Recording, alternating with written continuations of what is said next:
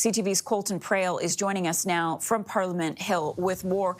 So I think, Colton, good morning to you. A lot of people might be wondering, what does the future hold for Pierre Poilievre? He spoke for the first time. We played a bit of sound to reporters today, but what do the next days, weeks and months look like for him?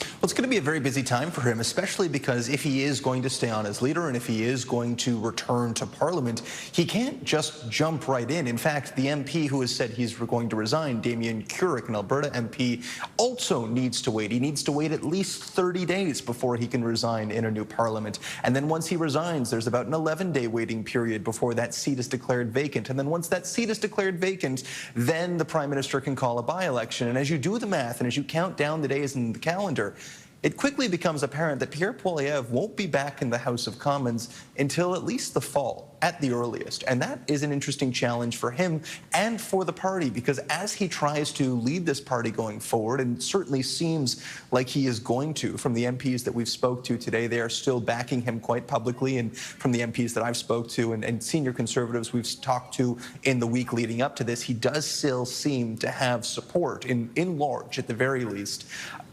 He is going to be busy because there's going to be someone else in the House of Commons. They're going to need to elect an interim leader to be the leader of the opposition in the short term, who asks questions to the Prime Minister and is the figurehead in the House of Commons of Parliament. And so for Pierre Poilievre, this is as much about maintaining, growing, and steering the boat from afar as it is getting ready for his own potential by-election and a return to the House of Commons, and then determining what happens next for the party themselves. So what did he say when he spoke with reporters earlier today about what lessons he's learned since the loss?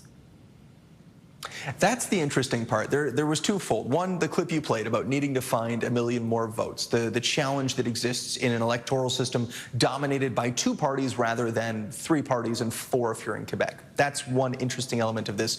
But the other interesting element of this was the question around whether the message was right, whether they struck the right tone, got that message out to the right people. And Pierre Poilievre said he thought the message was right, but that they needed to get it to more people and perhaps expand it a little bit. And one way to expand that would be to have a larger team behind him. And that's where you get into the intricacies of politics, because there are plenty of questions around his own leadership. There are questions around the team around him. He's lost a number of key senior people in his team after this election, including the Director of Communications and the Director of Issues Management, both of whom would be relatively close to Pierre Poilievre and dealing with that internal circle. But there's also been so much chatter around his campaign manager, Jenny Byrne, who was really kind of puppeteering this entire campaign. She was essentially ousted from the Conservatives in 2015 after the Harper loss, after failing to win in that campaign, brought back under Pierre Poilievre. And there are a lot of questions as to whether or not she is the right person to lead this party from, the back, behind the scenes, moving forward, behind the curtain.